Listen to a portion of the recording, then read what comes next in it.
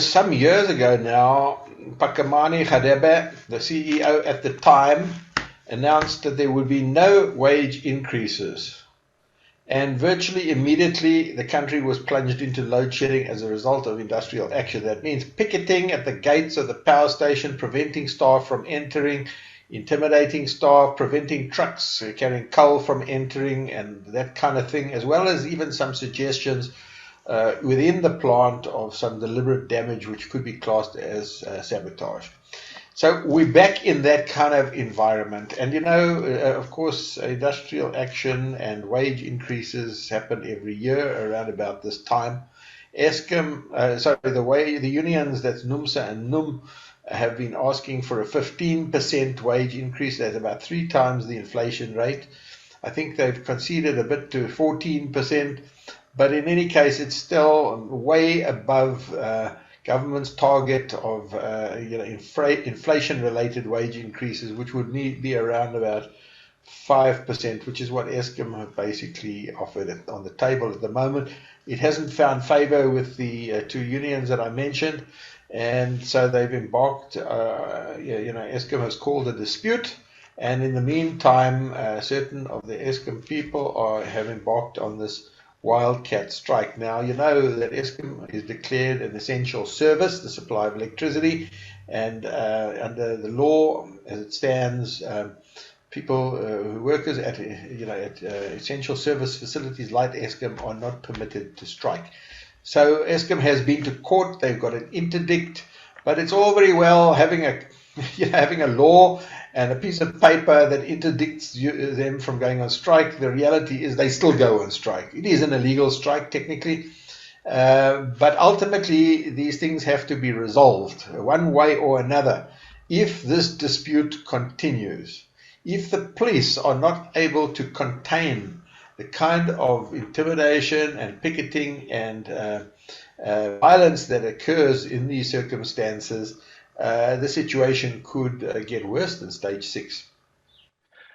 Chris, so with other words, what you try, just let me get onto the same page, that this is more an industrial action rather than a political motivation for it.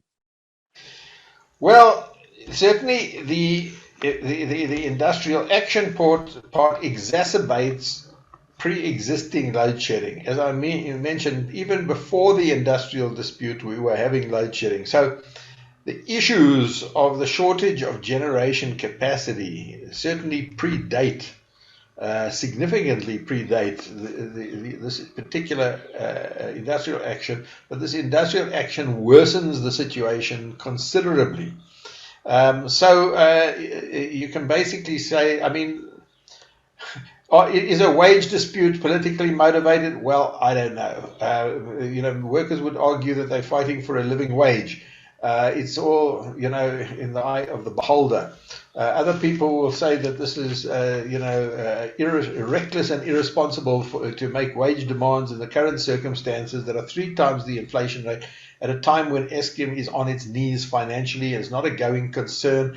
It cannot even pay the interest on its debt without, massive injections of about 50 billion rand a year of government money, taxpayer money, in order to keep Eskom afloat. So is it politically motivated? I don't know. They would argue that it's not. It's just, they want a living wage. Other people will say that, Eskom staff and workers are very well paid by South African standards, amongst the best paid people in South Africa, if you were to compare it with other industries. So, yeah, some people will say it's politically motivated, some wouldn't. Whatever the reason, whatever the motivation, I think the big question is, what does phase 8 even mean?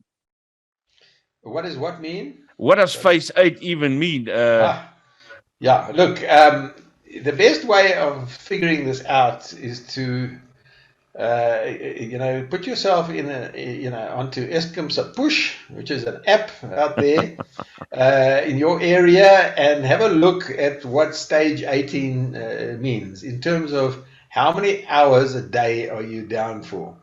It's basically between 6 to 8 hours of load shedding over a 24-hour period, depending on the area you live in, or depending on whether you're supplied by Eskom or by municipality. It is very, very disruptive on day-to-day life. It is very disruptive on traffic, okay, because of traffic lights, traffic congestion, transport. It's incredibly disruptive on commerce and industry. It'll have huge impacts in the economy, on jobs and employment and GDP and all of these things. So it has very far-reaching implications, and also has far-reaching implications of foreign domestic investment and even just domestic investment in South Africa.